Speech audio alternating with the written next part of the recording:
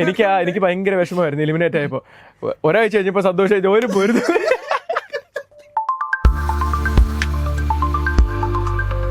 ഞാൻ അതിനകത്തൊരു മറ്റേ ചെറിയൊരു കുടിയനായിട്ടൊക്കെ അഭിനയിച്ച ഞാൻ പാട്ട് പാടി.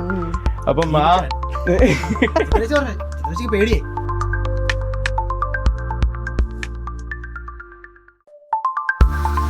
ഞാൻ പാട്ട് പഠിക്കുന്ന ജോലിനെ വിളിച്ച് ചോദിച്ചിട്ടാണ് പഠിക്കുന്നത്. എനിക്ക് കൃത്യമായിട്ട് അറിയത്തില്ല. അതുകൊണ്ട് എന്ത് പറ്റി, എനിക്ക് മുന്നേ ഭയങ്കര ഫാൻസ് ആട്ടോ. ആണല്ലേ? ഫാൻസ് എന്ന് എത്ര വിഷമം എന്താ? ഭയങ്കര ഫാൻസാ. അവന് ഭയങ്കര ഫാൻസാ.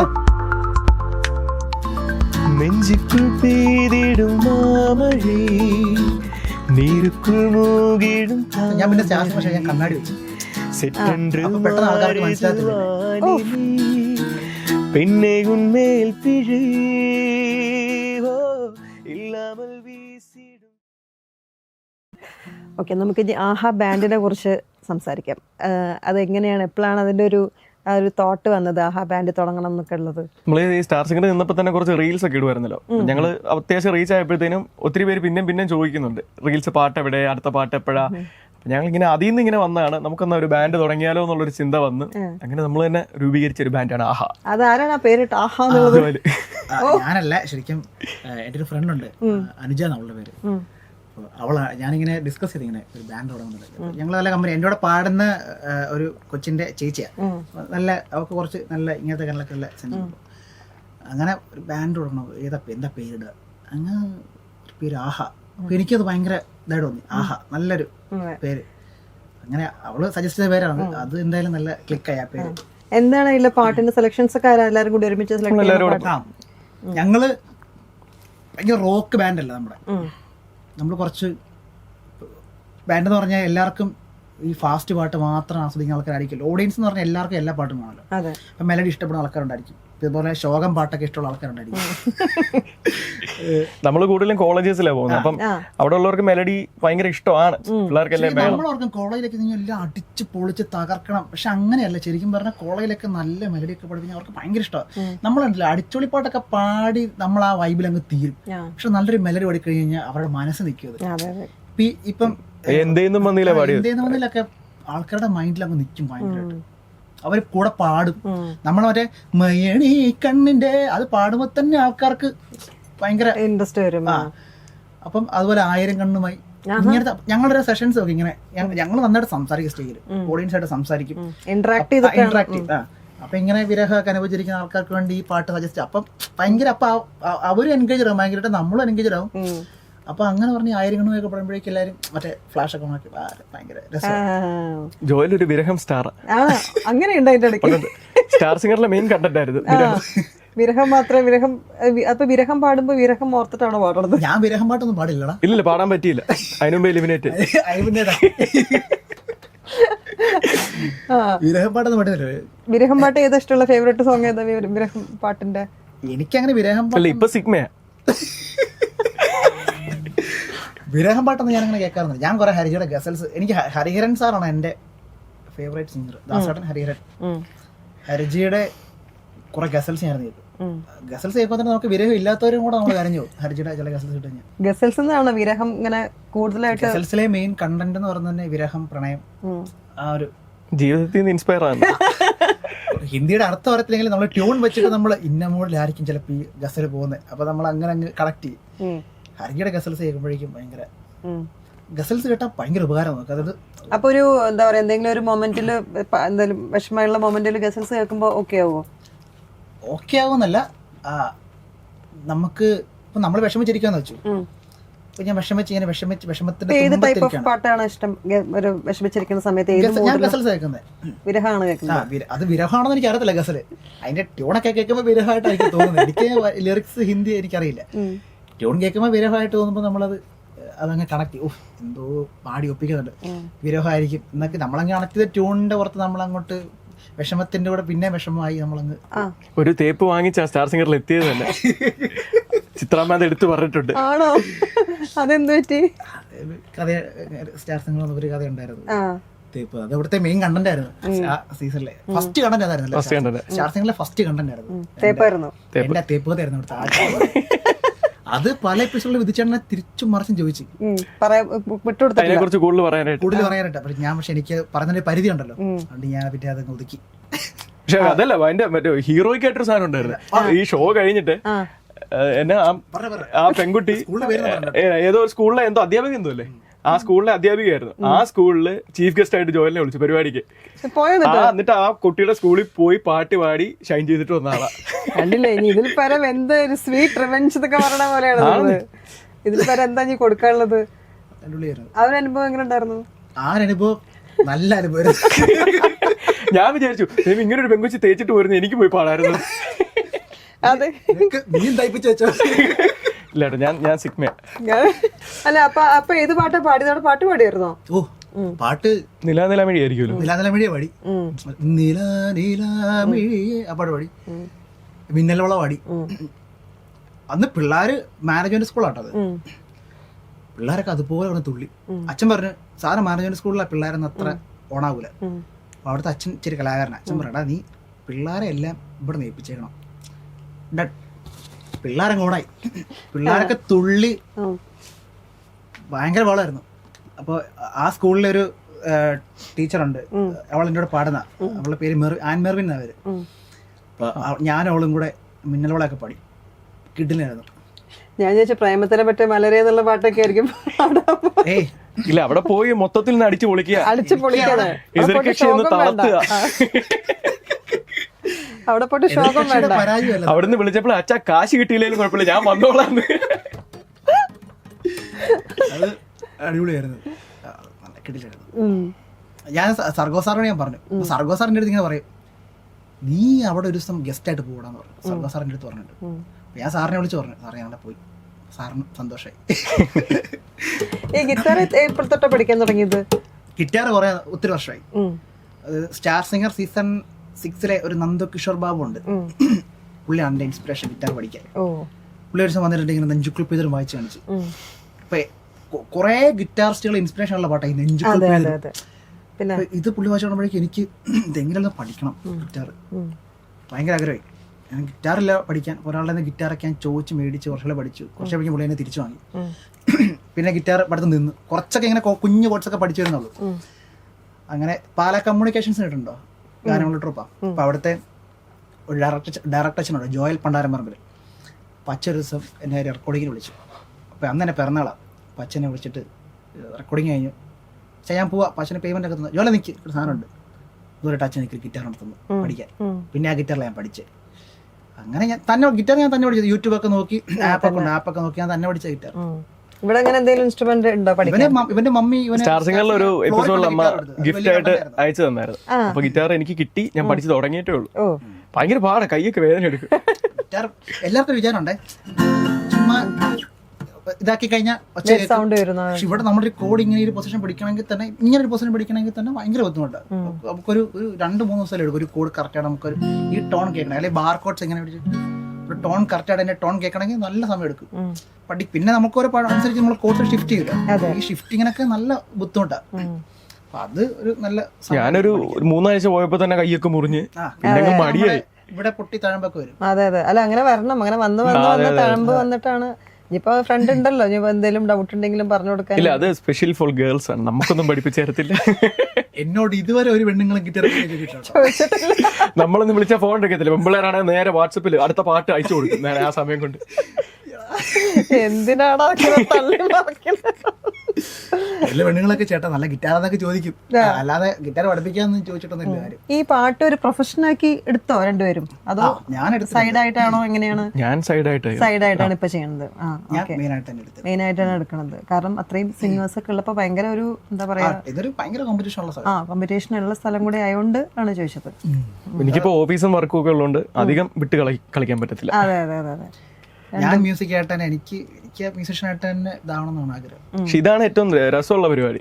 ഇപ്പൊ എന്നെ സ്കൂളിൽ നിന്നൊക്കെ വിളിക്കുമ്പോഴത്തേനും പിള്ളേരുടെ മുന്നിൽ പോയി 2 പാട്ട് പാടി അവര് ഭയങ്കരമായിട്ട് തുള്ളുന്ന കാണുമ്പോൾ നമുക്ക് ഭയങ്കര സന്തോഷം. എന്താ സംഭവം അറിയാം, അത് നമുക്ക് അത്രയ്ക്ക് ഇഷ്ടമുള്ള കാര്യം നമ്മൾ ചെയ്യുന്നത്. ഒരു പ്രോഗ്രാമിന് പോവാം, നമ്മൾ നമ്മുടെ കൂട്ടുകാരുടെ ബാൻഡ് ഷോയ്ക്ക് പോകും ഒരു കോളേജിൽ. നമുക്ക് അത്ര ഇഷ്ടമുള്ള കാര്യം നമ്മൾ അത്ര ആസ്വദിച്ച് സ്റ്റേജിൽ ചെയ്യുന്നു, അതുപോലെ പേയ്മെന്റ് കിട്ടും നമുക്ക്. അത്ര നല്ലൊരു കാര്യം വേറെ എന്താ ഉള്ളത്. നമുക്ക് ഇഷ്ടമുള്ള ജോലി ചെയ്ത് പൈസ ഉണ്ടാക്കുന്നതല്ലേ ഏറ്റവും നല്ലത്.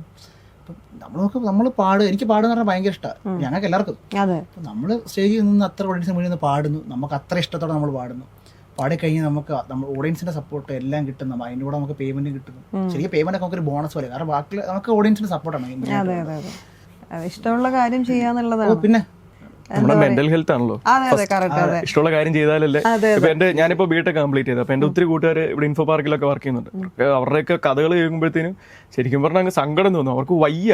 ഇപ്പം എന്റെ കൂട്ടത്തിലുള്ള കൂട്ടുകാർക്ക് തന്നെ ആണെങ്കിൽ ഫാറ്റി ലിവർ പോലത്തെയുള്ള അസുഖങ്ങളാണ്. ഇവർക്ക് വയ്യ. ഇവർക്ക് ചെയ്ത് വർക്ക് ചെയ്ത് ഇങ്ങനെ മെന്റലി ഡിപ്രഷൻ അങ്ങനെയൊക്കെ കേട്ടിട്ട് എനിക്ക് തന്നെ വല്ലാതെ ഇപ്പൊ ഇതൊക്കെ കേട്ട് നമ്മളൊക്കെ എന്ത്. നമുക്ക് ആകപ്പെട്ട പ്രശ്നം എന്ന് വെച്ച് കഴിഞ്ഞാൽ ഉറക്കം പ്രശ്നമുണ്ട്.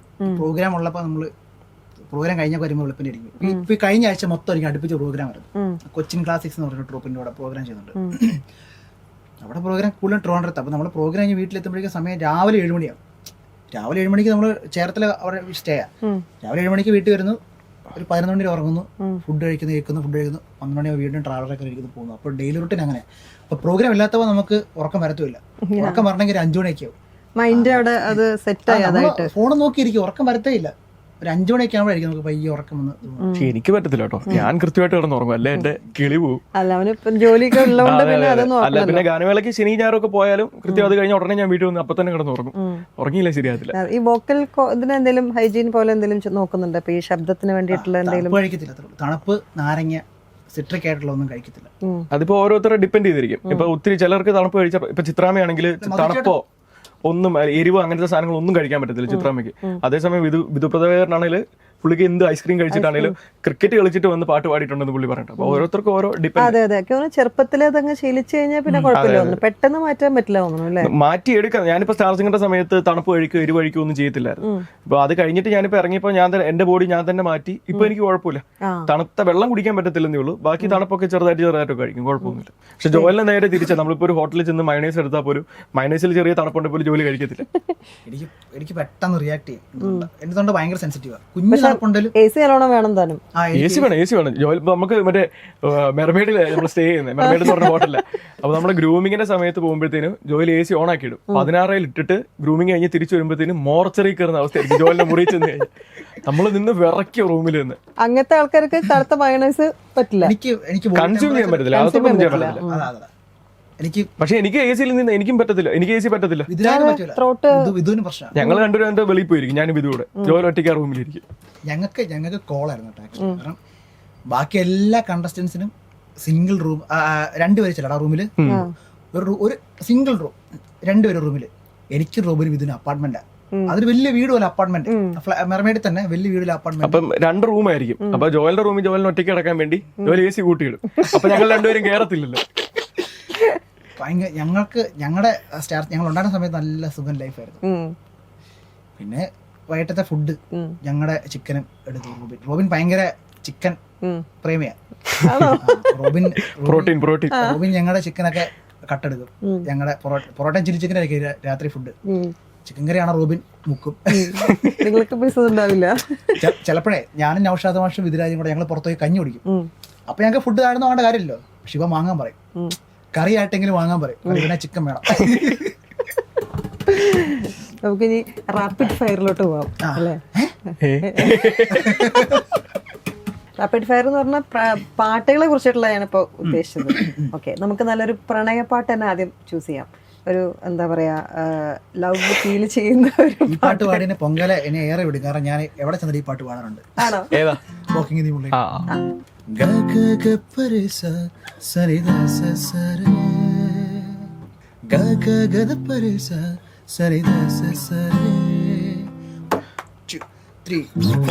Walking in the moonlight, I'm thinking of you. Listening to the raindrops, I'm thinking of you. ഇളമാൻ കണ്ണിലൂടെ I'm thinking of you. ഇളനീർ കനവിലൂടെ I'm thinking of you. Hey Saloma, hey Saloma, hey Saloma, hey Saloma. ആഹാ, സലോമ കേക്കണ്ട, എവിടെയെങ്കിലും കേക്കണ്ടാവും. ഓടിച്ചിട്ടടിക്കുന്നില്ല. വേണമെങ്കിൽ നാളെ message വരും, ഇന്നലെ പാടിയ പാട്ടിന്റെ ആൾ. ഇനി ഒരു മഴ പെയ്യുമ്പോൾ ഉള്ളൊരു മഴയുടെ മൂഡിൽ കേൾക്കാൻ പറ്റിയൊരു പാട്ട്. മഴ ഞാൻ പാടും. മഴ ഞാൻ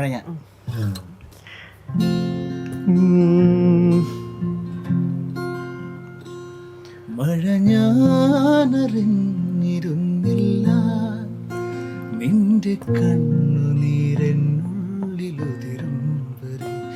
വെയിൽ ഞാനറിഞ്ഞിരുന്നില്ല എൻ്റെ ഉള്ളിൽ നിൻചിരി നീർത്തു പടരും വരെ. മഴ ഞാനറിഞ്ഞിരുന്നില്ല നിന്റെ കണ്ണുനീരെന്നുള്ളിലുതിരും. അടിപൊളി പാട്ട്. ഹരിഹരൻ സാറിന്റെ പാട്ട് നല്ല ഫീലാ പാട്ട്. അതെ, നല്ല ഫീല്, പഴയത്ത് കേൾക്കാൻ പറ്റിയ പാട്ട്. ഇനി നമുക്കൊരു സാഡ് മൂഡിലുള്ളൊരു പാട്ട്. സാഡ് ഞാൻ നമ്മുടെ സ്റ്റാർ സിംഗർ വിധുരാജ് പാടിയ പാട്ട് എനിക്ക് ഭയങ്കര ഇഷ്ടമുള്ള പാട്ടാ. അകലെ വിധുരാജ് 100 വാങ്ങിച്ച പാട്ടല്ലേ? 100 വാങ്ങിച്ച പാട്ട്. വിധുരാജ് പാടിയാണ് ഞാൻ അത് പഠിച്ചത്. അത് പാടാം. വിധുരാജാണ് അതിന്റെ ഒരു ഇൻസ്പിറേഷൻ. ഞാൻ റോബിനുണ്ടല്ലോ ആണോ?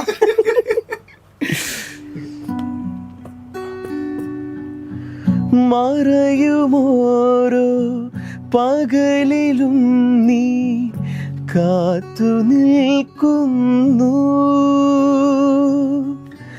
മഴനിലാവിൻ മനസ്സു പോലെ പൂത്തു നിൽക്കുന്നു, ഇതളായി പൊഴിഞ്ഞു വീണുവോ മനസ്സിൽ വിരിഞ്ഞൊരോർമകൾ.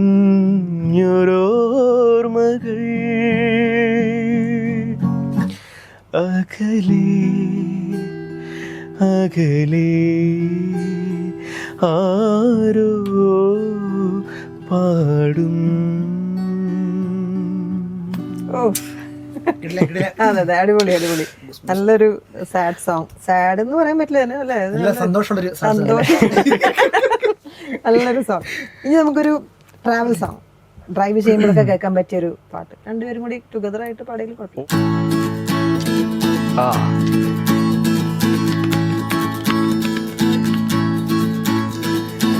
നെഞ്ചിക്കുൾ പെയ്തിടും മാമഴേ, நீருக்குள் மூகிடும் தாமரை, செற்றென்று மாறுது வானிலை, பெண்ணை உன்மேல் பிழை, இல்லாமல் வீசிடும் பேரலை, நெஞ்சுக்குள் நீந்திடும் தாரகை, பொன் வண்ணம் சூடிய காரிகை, பெண்ணை நின் காஞ்சனை. ஓ சாந்தி சாந்தி கோ சாந்தி, என் உயிரை உயிரை நீ ஏற்றி, என் சென்றாய் சென்றாய் என்னை தாண்டி, இனி நீதான் என்று நந்தாரி. நெஞ்சுக்குள் பெய்திடும் மாமழை, நீருக்குள் மூகிடும் தாமரை, செற்றென்று மாறுது வானிலை, பெண்ணே உன்மேல் பிழை.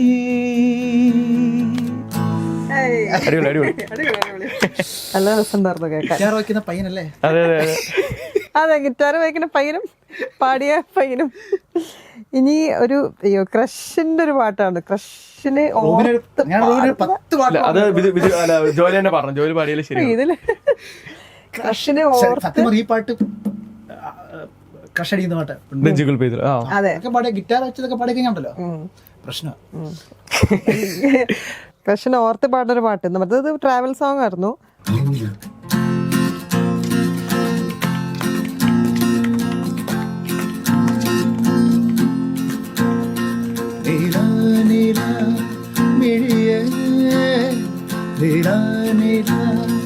மொழியே நிலா நிலா மிழியே, நிலா நிலா மொழியே, ஒளியும் வினையருதே, இனி எந்த ஜன்ம சகியே.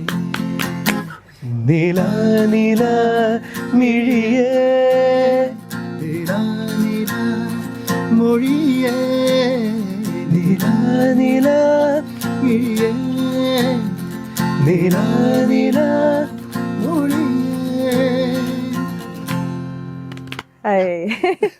കൃഷ്ണ ഓർത്ത് തന്നെയാണോ പാടിയത്?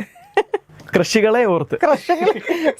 കൃഷികളെ ഓർത്തിട്ട് പ്രശ്നമൊന്നുമില്ല. ഇല്ലല്ലേ? നല്ല കുട്ടി. കൃഷി ഒന്നും ഇല്ലാണ്ട് ഇങ്ങനെ നോക്കുന്നത്.